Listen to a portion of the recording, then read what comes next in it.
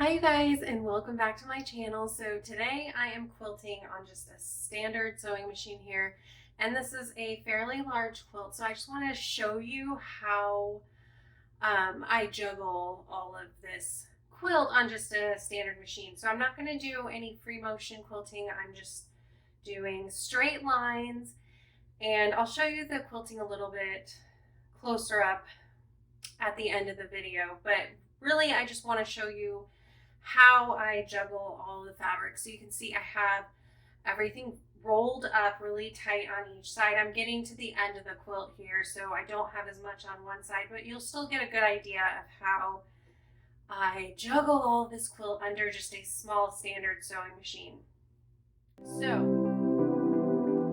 So like I said, I'm just doing straight lines, and they're about ½ inch apart. So I've got to the middle of the quilt here, and what I do is I raise my presser foot, I gather the fabric in the back here, and I pull it through the throat of the sewing machine. And this is just because I'm doing the rows of stitching in different directions every quarter of the quilt, just to add a little bit more interest since I'm just doing straight lines. So I pulled that through, but not all the way facing me yet, because I need to do a row of stitching coming toward me to get my ½ inch. So it's about 4 stitches. Then I raise my presser foot. I'm keeping the needle down to keep the place that I quit stitching at. Then I pulled everything through the rest of the way, and now I'm about ½ inch away and ready to start sewing back in the other direction. Now you see how I have the quilt all lifted up on my shoulder, because I don't want everything dragging down. If I drag down, my stitches are going to pull, they're going to be really close together, and they're not going to look nice and even. So I'm pulling all the fabric up on me. I have everything lined up. I like using quilting gloves. They have little rubber grips on them, and that really helps me hold the fabric nice and firm. Okay, so I have everything up. You saw I pulled the fabric up to me, but I'm keeping everything here flat. So I'm not pulling it so far that everything's shifting. Everything here is straight. And the reason, you'll see why I pulled this a little ways this way. So I'm ready to sew. I put the presser foot down, and I'm just going to sew across here. I'm trying to keep everything flat with my hand so the fabric doesn't pull.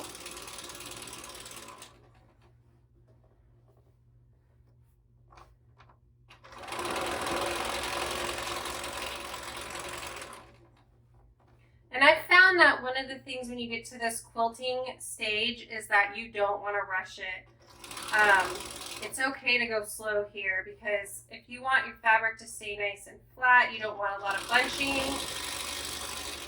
So you'll start to feel, see, because I don't have a lot of space here where I sew, it starts hitting up against the wall and I can't push everything freely through. So I may need to pull it back toward me, but I still want to make sure everything here where I'm sewing is flat. It's not shifted to the side. It can be really hard on these smaller sewing machines to quilt a big quilt, but it is doable.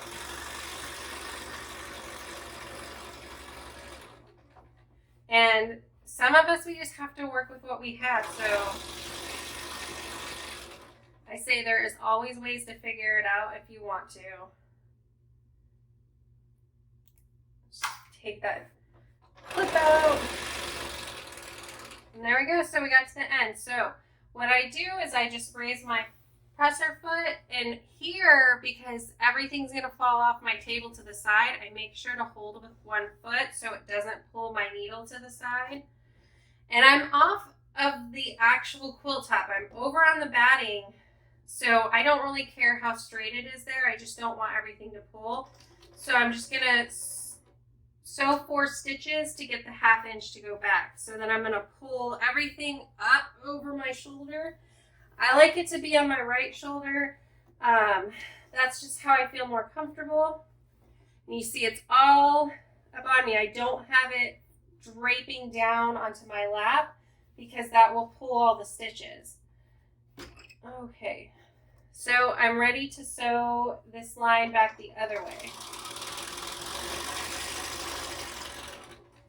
And going this way with most of the quilt draped over me is so much easier because it's not pushing onto the back of the table.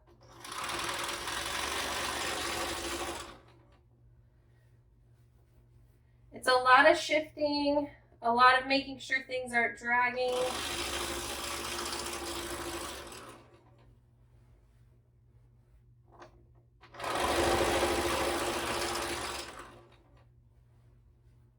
But it's totally doable.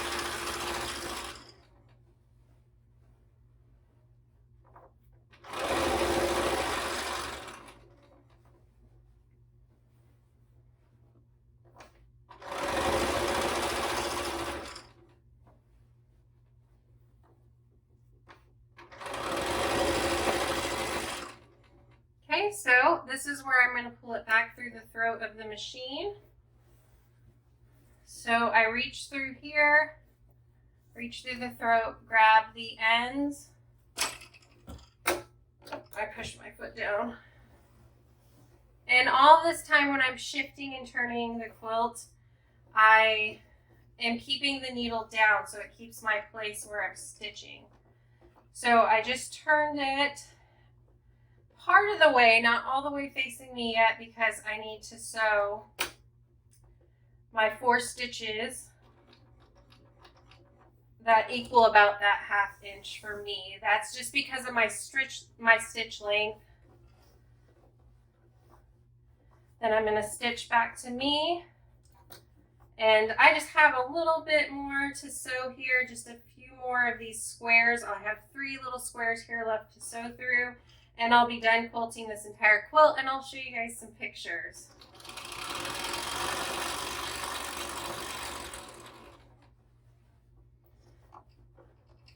But I do some free motion quilting on this machine. I have a stitch regulator. But for these larger quilts, it's just way too hard on just this smaller standard machine. So I usually just do straight stitching on things like this.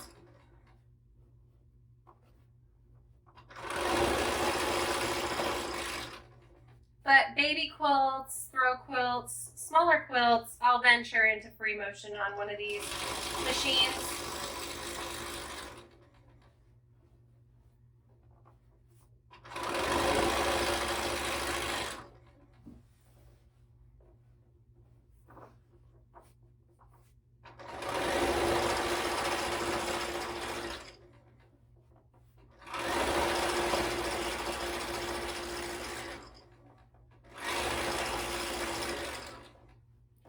Hopefully that helped you see how to juggle the material and everything, the quilt top, when you're doing your quilting on just a standard machine. I will add some pictures to show you what the quilting looks like closer up so you can see if it's something you want to do on your quilt.